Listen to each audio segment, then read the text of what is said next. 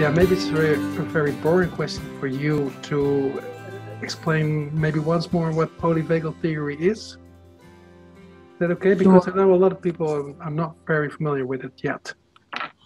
Right, and I love that you put "yet" on the end of that sentence, right? Because we're getting there, and I did say in my book that that's my favorite word. You put "yet" on the end of any sentence, and it feels like we're moving towards something. So yes, let's just think. I think about polyvagal theory as a theory of how our autonomic nervous system works. So it's a theory that tells us sort of why and how we're moving through the day in the way we are.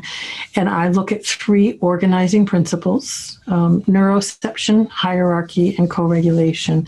And maybe we think about each of those in a brief experience. So neuroception is Steve Porges's wonderful word that he created to describe the way the nervous system listens to what's going on, and then prompts us to move and think in a certain way.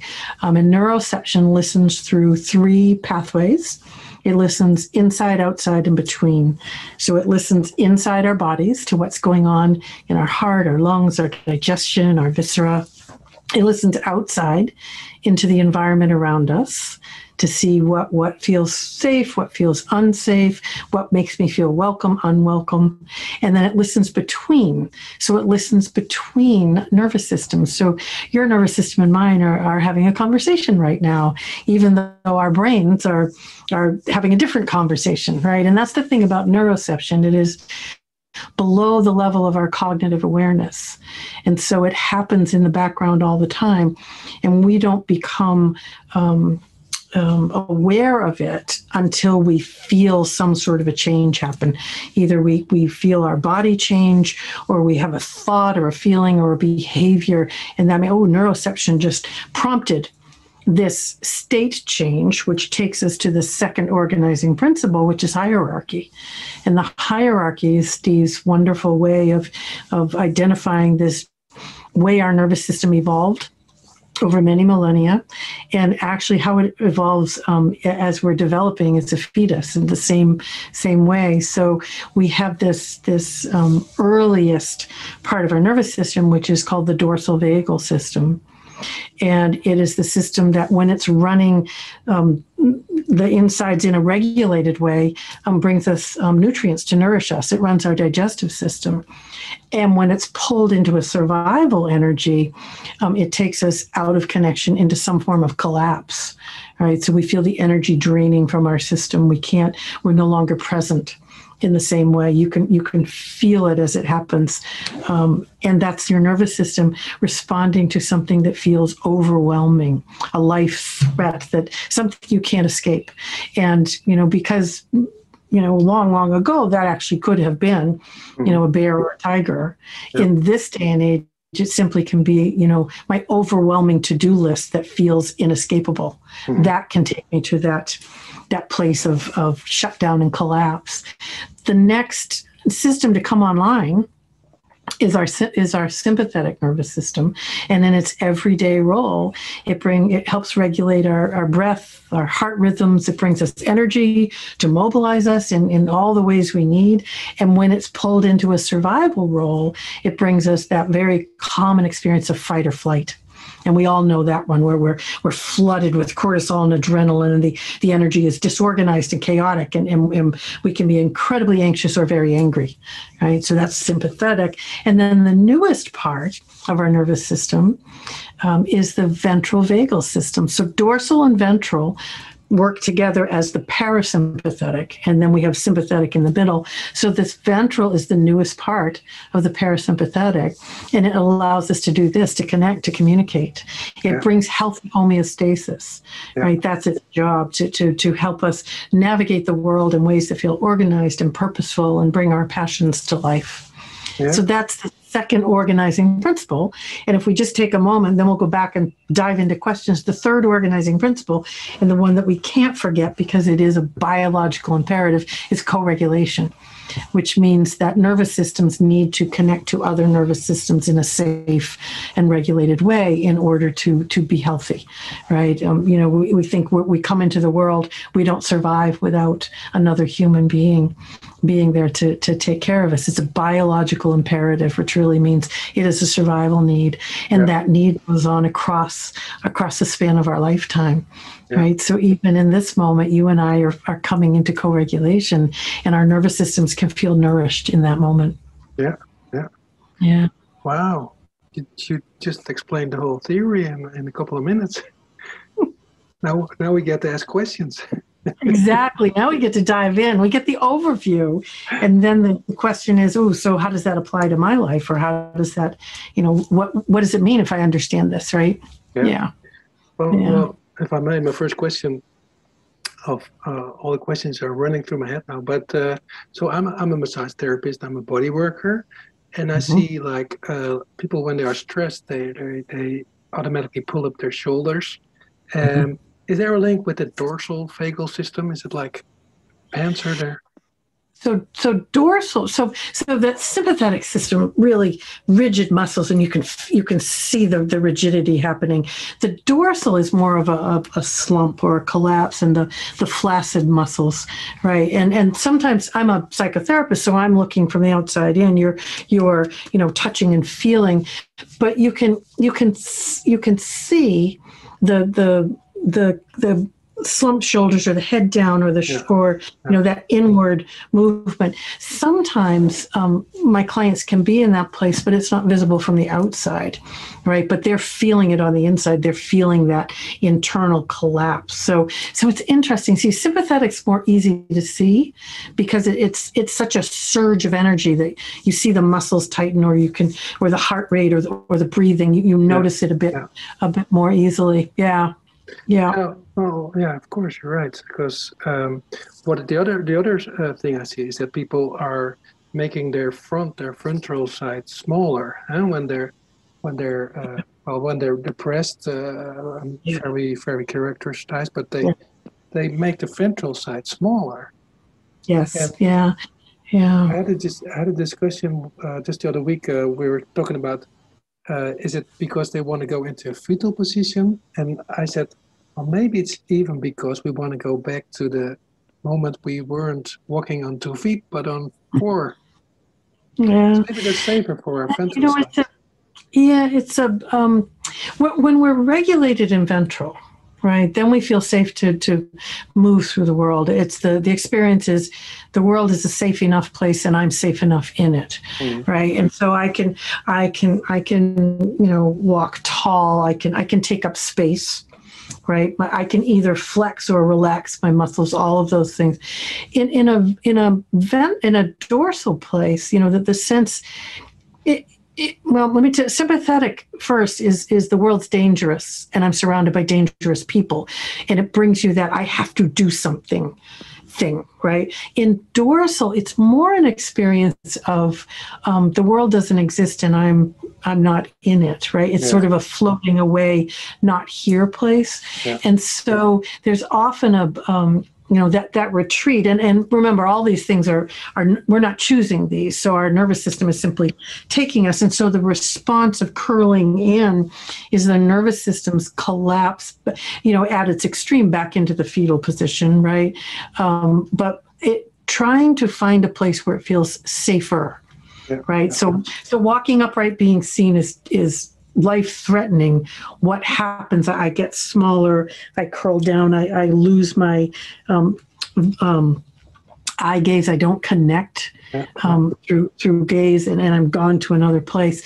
Whether that takes you back to not walking upright, I don't know. It's an interesting thing to consider. And if I was working with my clients in my way, that would be a sort of let's explore and see where does this take you. Yeah. I don't know. It may take people to all sorts of places, and you can't explore while they're actively in that place, right? Because it's taken them there.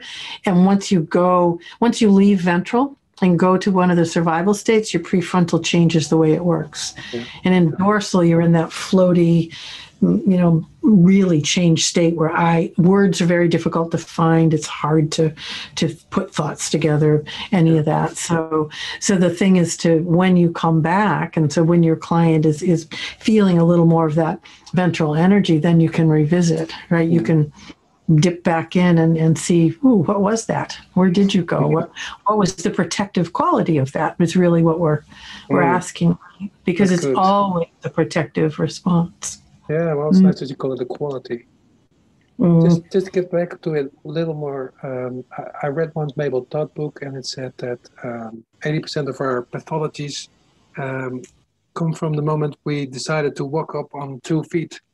I love it. I love it. And I was thinking, did the ventral vagal side develop with the primates that started walking up? Is that the moment that system arose? It's a mammalian system, yes, because what it brings us, the ability to connect and depend on each other and communicate in ways that our reptilian ancestors don't, right? Yeah, so it's a mammalian creation, and it's interesting to think of all the things that come along with that, right? When we depend on others. Right? When we have to depend on others to, humans have a very long time of being dependent on adult caregivers compared to other species, right? And so we're really at the mercy of another nervous system for such a long time, right?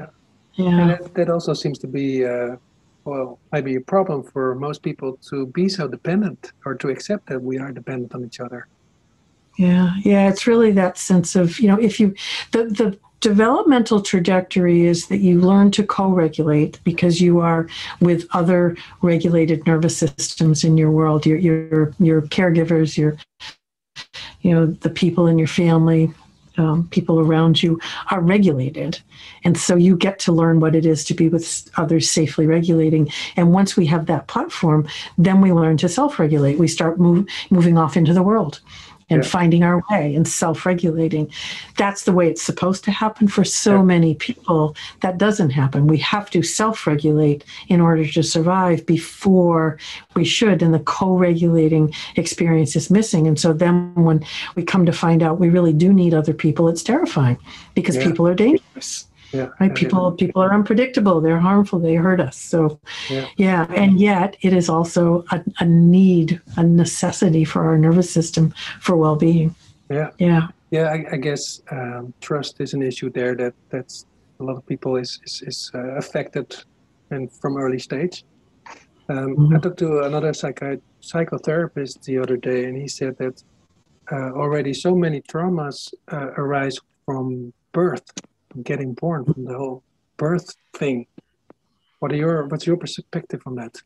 Yes, it's interesting to think about that process of leaving one environment and entering another, right? And the birth process is not a gentle one, certainly. And my belief is the way we are met with our first breath is really an important moment, right? And I think the medical world has come a long way in trying to figure out how do we help, babies find their moms right away, and find that regulated nervous system.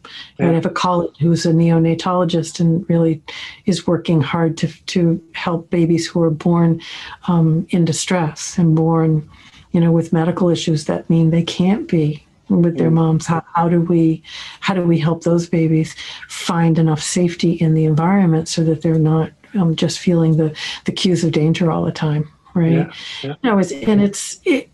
Again, the cues of safety are important to look for. And Ed Tronick's beautiful work on attachment says that we really only need to show up and be attuned in this way 30% of the time in order to have a safe, secure attachment. But the difference between safe, secure, and the insecure, disorganized is that the caregiver recognizes the misattunements and makes a repair the other 70% of the time, right? Yeah. So it's not that we have to do it perfectly, but it's we have to be tracking and notice, oh, that was a moment of rupture, of misattunement. Yeah. Let's make a repair.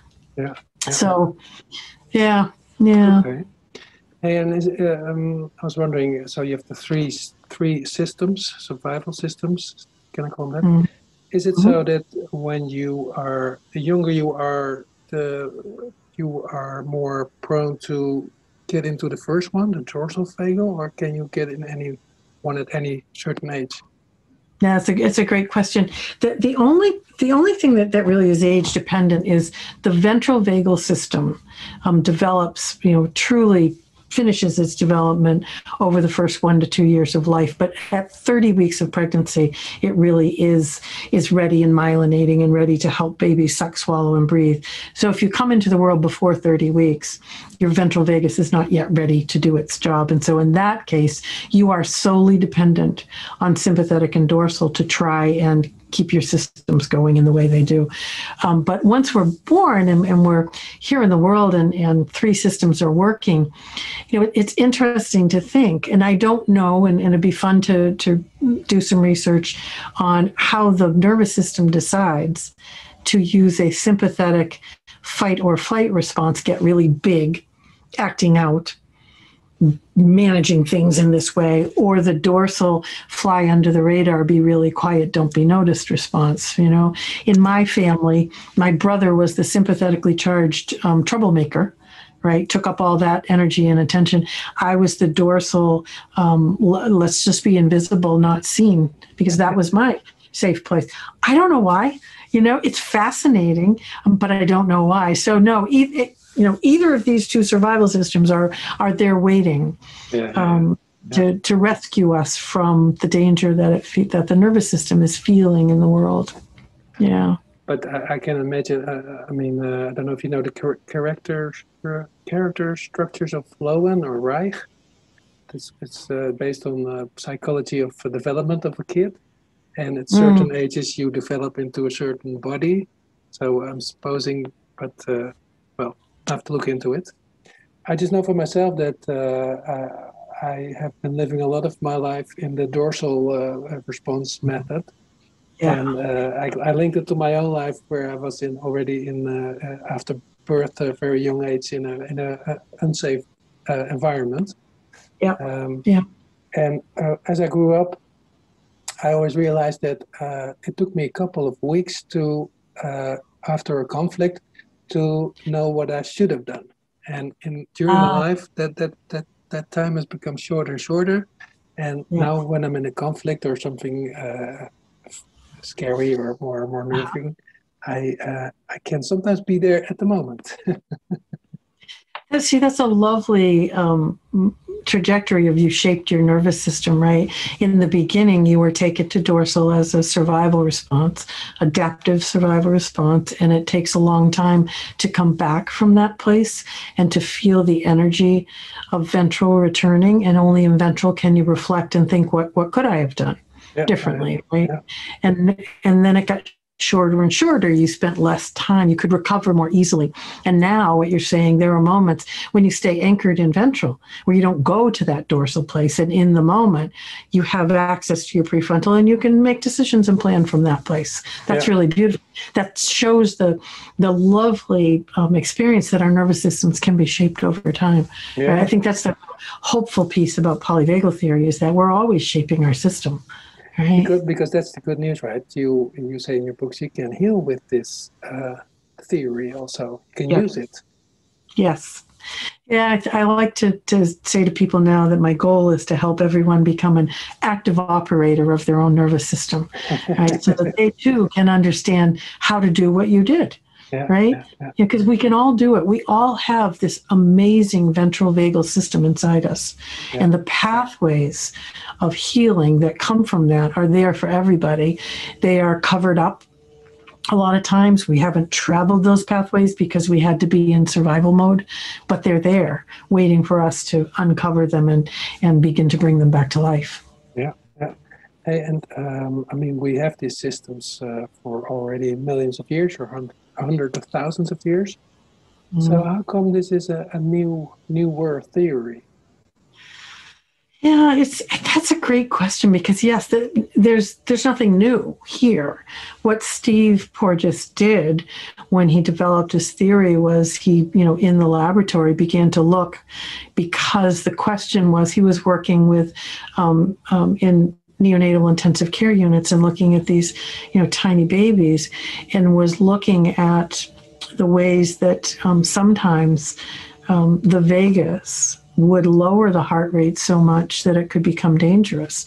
And the question was, how is that happening? How can the vagus be both life affirming and life threatening? One way it regulates your heart, the other way it slows it so much that you die, the bradycardia that happens. Yeah. We knew clearly the sympathetic nervous system was the stress system and brought the tachycardia and raised the heart rate. And so he went back into the lab and started researching this and really delineated this one nerve, the cranial nerve 10, which is the vagus, into these two different aspects. The ventral, that is this regulating, life-affirming, connecting, and the dorsal, that in a survival response lowers your heart rate and takes you into that place of collapse. And so, he worked for a long time in the laboratory and developing ways of measuring that are still used today. And then he presented this to a trauma conference. Right, Bessel van de Kolk invited him to come and share his work with trauma therapists, and Steve thought, okay, but don't know what relevance it has, and that's really when it began to just because we said, oh, that explains so much, right? Yeah. Because when you talk to your clients about it, your clients will say, oh, now I understand, right? That was so helpful to understand what was happening, because the old way of thinking everything was a sympathetic trauma stress response just didn't explain what was happening. So you must find that in your work with clients, because you understand their systems. You can help them understand their systems. And it's a powerful moment for clients to see themselves in that science. Yeah. Well, I think maybe it's newer for science, but it's ancient old. And there's also lots of sayings like your gut feeling, and we have them in Dutch too. Yeah. I just read yesterday that there's now a scholarship for study into the gut feeling and the brain in the stomach in the university. Right. Yes. So we're going to be studying those dorsal, places in the gut, right? That gut instinct, that intuition. Right, which truly is an embodied experience, right? And when I teach polyvagal to clinicians, and talk about it with people, I'm not telling them anything that they're usually intuitively using it, but they don't have the language around it. So I'm just adding the language because, as you said, people have been practicing these ways for generations and generations. The wisdom is there. Now we're just having the science underneath it to say, so this is why this works. This is what you're doing, or this is why this isn't working, right? And so you might try doing this. Yeah. True. Well, for me, it helped to accept that because I used to be angry at myself for not acting up, or why didn't you say anything, or why didn't you do this? But I realized that, it's my body, it's my system, but it's not my choice. And that's for obvious reasons. Exactly. Yeah. And I love what you said, because the nervous system simply enacts a response in service of your safety in that moment, right? And then our brain, comes in assigns motivation or moral meaning to what we did when it really is not that at all. It's simply a biological adaptive survival response, right? And so when you can have self-compassion and understand, then you can get out of that self-critical place, which is so not helpful to change, right? That's a sympathetically, self-directed anger doesn't help us change at all. Come to a ventral curiosity and compassion, then the change can happen. Yeah, true. Well, funny you said it, because now it makes me think of you have a saying like, you can only love yourself if you love other people. But that also made me sometimes a little bit weary or angry, because it was hard for me to love myself, and it seemed easier to love other people. But in the light of co-regulation, I see it more as one. Right. It's this back and forth, right? Yeah. That happens. Yeah. Yeah. Maybe And there are times when I need somebody else to send me that welcoming energy first, and then I can find it and send it back. And there are other times when I'm the one who does the sending first, right? That's this lovely reciprocity. It's not always one direction or the other. No, nice, nice. It's also maybe it's a more holistic view of people having a body. All right. Yes. Yes. I want to talk about neuroception, or some questions about neuroception. I know proprioception, I know interoception, and then I had to learn about neuroception. Right. Yeah. How many more sections are there? Well, I'm going to stop with neuroception. We got these three, because interoception really is that inside passageway, right? And proprioception might be thought of, or exteroception is that environmental. And what neuroception brings is that third pathway of that in that relational space, right? Nervous system to nervous system. That we're sending messages back and forth implicitly, right? So it's just always happening. That conversation's always happening. So I think that's the joy of neuroception, is it brings those three pathways together. Yeah.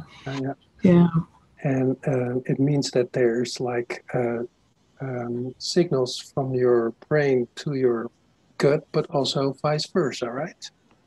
Yes, and with the vagal pathways, 80% of that information is coming from the body to the brain, right? 20% comes back from brain to body, but 80% is coming from the body to the brain. So tuning into that information is so rich, right? So much information there.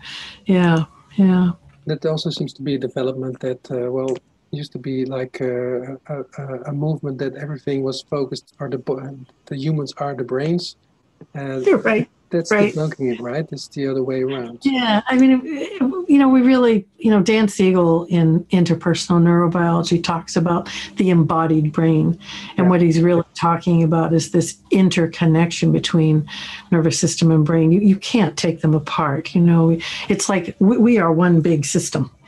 And so looking at one particular part of it is problematic. So the nervous system has connections to limbic and cortex, and that information is always going in two directions. Yeah. It's just that the nervous system was a forgotten piece for so long, and I think polyvagal theory has really brought it into the light, so that we can really help our clients work with it. You can work with it more directly in your work, that we understand that in my world, in order for psychological change to happen, there has to be enough ventral vagal regulating energy in the system. Otherwise, the system is in survival and is closed to change.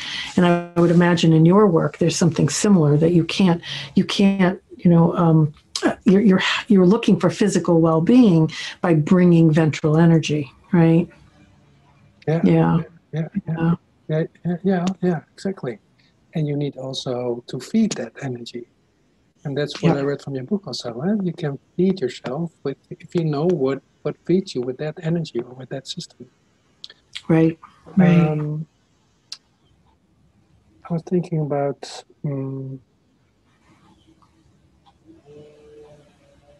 I forgot. In your book, you mentioned the ladder, the Polyvagal Ladder, which describes those three phases and helps you, also gives you tools to get out of the lower. Can I call them the lower? The lower steps, right? Right. Yeah, I love Steve's work, and I read his first book, and then read a bunch of articles and thought, this is brilliant. And now how do I bring this into my clinical work? Because it's one thing to know it, and then it's like, well, how do I apply it? And so then, I met Steve. He came here to my state. He came to Maine and did a 2-day workshop for my colleagues, and we got to know each other. And it was a lovely sort of meeting, and a sense of, he has this brilliant scientific brain, and I can translate that into clinical application. And this sounds like a really lovely partnership, and it has been for all these years. But my colleagues in the beginning would listen to me. They were lovely. They would always listen, but then they would say, "Yeah, but what do I do with that?" Right? That's always the question. What do I do with that? And so, for me, the ladder was the easiest way to help clients understand these three states. And I like a ladder because, you don't just go from one state to the other. There are variations, and so the ladder you go down and up the rungs, which I think is a lovely way to think. There are lots of different flavors of ventral, flavors of sympathetic, flavors of dorsal. The different rungs represent that. And so I created the autonomic ladder and a series of maps that people can do to get to know. Right. The first one is simply answers the question, where am I? It helps you identify your three states. And then that's really the guiding question, right? Is where am I? Because if I don't know where I am, then I don't know what I need to do, right? So that's the beginning. The second question helps people identify what gets them to a survival response, or what gets them, what are the moments of being in ventral, right? So the triggers, the things that take you into sympathetic or dorsal, and I call the glimmers, the moments that you are in ventral. And then the third map is called the regulating resources map. And what it really does is it helps us identify what are the things we can do on our own and what are the things we can do with others, because we need both. I need to both self and co-regulate. And when I'm in dorsal, the question is not what gets me to ventral. The question is what brings a little bit of energy back in, because I'm drained of energy. So I'm not going to go from dorsal to ventral. I'm going to go through some sympathetic mobilizing energy. What brings some of that safely in? Right? Because I don't want to go to fight and flight. No. Fight and flight is not the objective, but some energy is the objective. And then in sympathetic, it is what's going to help me move out of sympathetic and come to ventral. And then in ventral, because we often forget to honor and savor and deepen our experiences of ventral, the question is what helps me stay here. Right?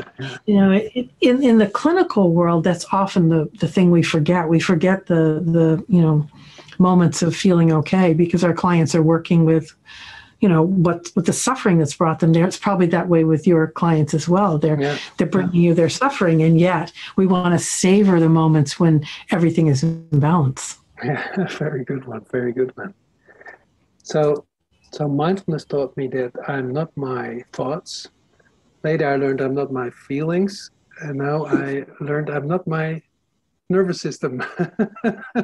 Well, I am, but I'm not my sympathetic or... Right. It's an interesting thing to think about, isn't it? Because, if you think you're not your thoughts or feelings or stories, our thoughts, our feelings, our behaviors, our beliefs, our stories, all emerge from the state of our nervous system, right? The thing we talk about is state creates story. Because if I'm in a sympathetic survival response, the story is going to necessarily be one of danger, right? I can't create a story of safety and connection from sympathetic because my biology doesn't support that, right? And in dorsal, the story is something about, being unseen, abandoned, lost, alone. Right? I can't have a story that says, we're going to have a good conversation today because my biology has taken me away. So, I don't know what we are, but I do know that these things emerge from the state of our nervous systems. So, takes us back to the origin of these things. Where do they come from? If we look at the symptoms, in my work, I look at the symptoms my clients bring to me. And then the symptom is the nervous system trying to tell me something. So my work is to say, let's explore what the nervous system is trying to tell us. I would assume in hands-on therapy, it's the same thing. Yeah. You're trying to know, what is the nervous system telling us? Yeah.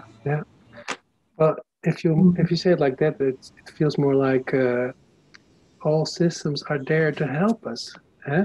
I feel sometimes that they're against me, but they're to help me. They have a quality. Beautiful. Yes, that's exactly right. And that's why we usually, put the word adaptive in front of survival. It's an adaptive survival response.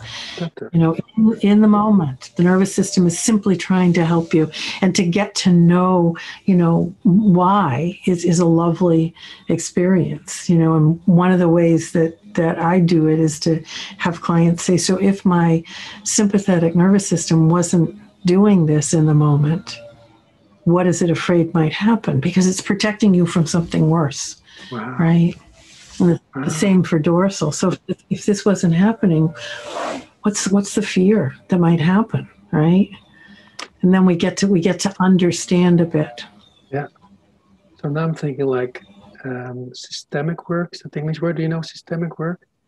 Well, is it so that if the dorsal is responding, is it because the other ones are absent, or is the dorsal one the most present one? Does it push the others away, or is it, well, I guess that's not relevant, is it?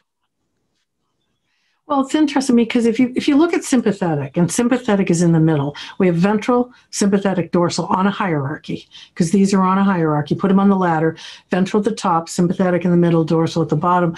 Dorsal's job is both to, activate us when something dangerous is going on. But another job is to make sure we don't go to dorsal despair, right? So it's got this interesting position. And then dorsal sometimes, for many of us, is the rescue from sympathetic overwhelm. It gets us out of all of that overwhelming energy and takes us, it's like having a break for a moment from all of that. But the way it does it is by taking us out of connection into collapse, right? Yeah. But they each have their own role, and they're all in relationship with each other, right? Ventral's job is to oversee the system so that sympathetic and dorsal can do those everyday roles in the background, right? That's its job. Yeah. No, I was thinking like if you experience a trauma, you are there with all your systems, and faith or something chooses one, and maybe it's a good therapy to relive it and ask to now what would the sympathetic or the dorsal vagal or the ventral vagal do? Yeah, it's interesting, and in my work, because I'm a trauma therapist, as long as there's enough ventral between my system and my clients, in mine and theirs between, then we can revisit, we can review the trauma experiences that are held in sympathetic and dorsal and be informed by them. We can reflect on them. But as soon as we lose that critical mass of ventral, we're then reliving the trauma moment, which is not what we ever want to do. So again, it's up to ventral to bring enough so that we can be informed by it. We can go back and revisit it. We can be curious about it. We can begin to understand it differently. Yeah. So the ventral vagal system can bring you by your hand back to situations which you couldn't cope, and now maybe you can look at. Yeah. Exactly. Yeah. And I asked this before, but now I'm thinking it again. Is it like, oh no, this is another question. Is the size or the fears of the trauma, does that induce the response with systems? So when we leave ventral, the first stop is sympathetic for everybody because we go down the hierarchy. And some people ride out the traumatic experience in sympathetic, that their system just keeps pumping the adrenaline and cortisol, right? And then for other people, there's a quick stop in sympathetic and then the dive to dorsal. I don't know why. It's simply the way the system's organized. Yours and mine went to dorsal. We quickly stopped in sympathetic and then went to dorsal. Yeah. Other people stay more in sympathetic.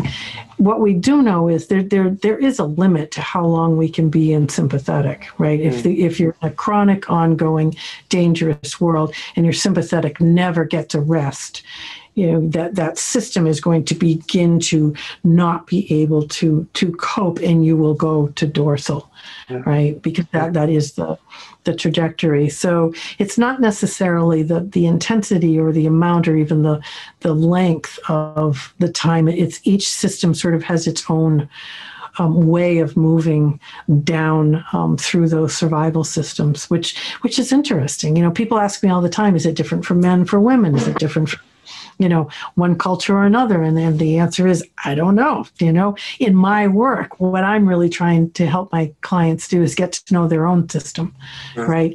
And then reshape it. So I kind of in that individual place, but it's interesting to think about. You know?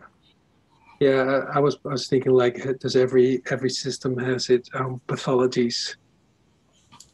It probably does. Yeah, every system has its own way of meeting the moment, is what I'd like to call it. You know, it does it in certain ways, and you know, if we're working from a nervous system perspective, we wouldn't call it pathologies. We'd call it the creative ways it's showing up to serve survival or serve safety, right? Yeah. Nice. Yeah. So, are you now then a polyvagal therapist? Is that? Well, I'm guided by polyvagal theory, by the principles of polyvagal theory. You know, as of yet, you know, polyvagal theory is not a model of therapy. It's an approach. It's the guiding principles. And then what I do in my, you know, trainings and workshops is help people really understand those principles, understand their nervous system, give them certain ways to bring that into their work, and then invite them to create their own ways. Right? Yeah. Because once you understand the principles, you're going to creatively, you know, apply them in the ways that work for you in your setting with your clients. So it's really more of an embodying. We got to understand them first, but then we have to embody them. Polyvagal guided work is sort of a way of moving through life, not just a way of working. And then how does that come alive for you in your work? And you would do it in some beautiful ways, I'm sure. Yeah, I can totally apply it to massage therapy. But I can also understand, maybe you have polyvagal yoga. Exactly. And the world is starting to bring that. Everybody's starting to say, ooh, I'm a polyvagal informed or guided, you know, whatever, you know, and say, great, let's see how you're bringing those principles to life so that we can really help you do it in a way that is guided by polyvagal theory. I think that's the hope that Steve and I have, is that we can really have people who are truly polyvagal guided in the ways that they are living and working. Wow. Well, in that sense, these are interesting times, because there's a lot of new developments, a lot of scientific results that we already knew, but now are proven and get in that way more respect and stuff, more attention. Yes. Yeah. Great. Yeah. So, what makes a good therapist? Well, what makes a good therapist, and it could be psychotherapist, massage therapist, any kind of helping professional, is someone who can anchor in their own ventral vagal regulation. That is the first responsibility of someone who is going to connect with another person in a helping role. Because if I am dysregulated, my neuroception is going to send those warnings out into the world, and my client's neuroception is going to receive them. And they are not going to be able to feel safe and ready to engage, right? And so that's the first, that I think, if nothing else, that is what we need to be in that role as a helping professional. And I'm not in that role all the time. There are moments when I'm doing a session where I fall out of ventral, or I get distracted or sympathetic or dorsal. And so then my responsibility is to name that, you know, and I name that with my clients and say, wow, I just got pulled out for a moment. Did your nervous system notice that? Right? Because I know their neuroception noticed it, but we're now bringing it into explicit awareness so that they can begin to trust their own inner wisdom again, because they got a message. I'm giving them the context for that message, right? Which is also my job, because if I don't recognize it out loud with my client, they're simply getting a message, and it gets transferred into a story, and the story probably is not, oh, Deb just got distracted. The story is something like, oh, I'm boring, or she doesn't want to work with me, or I'm too broken, or right, one of those things. Right. Yeah, totally. And that's maybe what Carl Rogers calls authenticity. Mm-hmm. And what you're saying and acting is also coming across in your belly, in your gut feeling. Yeah, totally. Exactly. Because the problem is that you, as a client from a therapist, make your own story out of it. Yes, exactly. Yeah. Exactly. And for you, a massage therapist, there's lovely research that says that your touch is telling my nervous system what's happening in your nervous system. Yeah. So if you're going to be my massage therapist, I certainly want you to be regulated and welcoming and safe, because that's the touch that I want to receive, right? Yeah. So it's a basic principle to get in your ventral vagal first. Yes. Just put a sign up above the door. Ventral vagal first. Exactly. No, but it's true. I teach my students, like, I can teach you so many techniques, but it ends and starts with the touch, with connection. Yes. And now I understand it has to come from your ventral vagal. Yes. Yeah. Wow. Yeah. Wow. Great. Yeah. That's a lovely thing to understand and then embody, isn't it? Yeah. Because the same is true for me. I can teach you lots of techniques.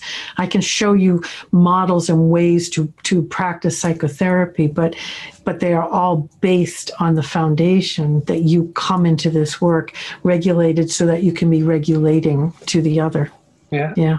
Well, I'm now experiencing with giving massage sessions, also invite people to get in their ventral vagal. We put them. Usually you put them on their back or on their belly, but we put them in the fetal position, and then we massage them. It has a totally different outcome. It grows their ventral vagal. I can imagine that. That is beautiful. It is. Beautiful. And it's working both ways. It's all, I mean, I don't know. There's probably also, you can always get more ventral vagal, I suppose, huh? Yes, I think once, I call ventral vagal an unopposable force, right? That once there is ventral in the room, that everything is possible. And I would imagine your ventral and your client's ventral, as you're touching, they're receiving, and then they are sending back to you the signal, and then it creates a feedback loop in that way. Yeah, it's a circulatory system. Yeah, of course. And maybe that's how we can start or continue to create a better world, I suppose, huh? I do talk about that nowadays because the world feels so overwhelming and polarized. And what I like to think is, if I can move through the world from a regulated place, then I am sending that message of safety, a message of connection to every other nervous system I pass by. And I think they then receive it, and they're going to do what their nervous system does. So, I like to think we're going to change the world one nervous system at a time, right? That's really how it's going to happen. Yeah, true. Well, I can also imagine there's like maybe not cultures, but groups that are more ventral vagal, and cultures that are families that are more dorsal vagal. Anyways, we're going to change. We're going to now, the world's already perfect as it is, but can always get a little more better with more ventral vagal energy. Right. And that brings safety. Yeah, right? totally. Safety is what is missing for so many people. The state of the world right now, feels very unsafe. The pandemic has brought, a biological unsafety, because we haven't been able to connect, to be with. And then we have all of the systems that are broken. We have the systemic racism we're working with. We have all of these big things. And the only way we're going to be able to come into the difficult conversations and connect around them is if we have enough ventral. Yeah. Wow. You can't do it from sympathetic or dorsal. You cannot connect. So, ventral is needed. Ventral is needed. That's great. Thank you very much. I must say, I started reading Stephen Boyd's book, and then I got it a little bit, and I started reading your books, and every time I got it a little more. And now I get it even more after this podcast interview. So thank you very much. I'm so glad. It has been such a joy to have this conversation with you today. Well, thank you very much.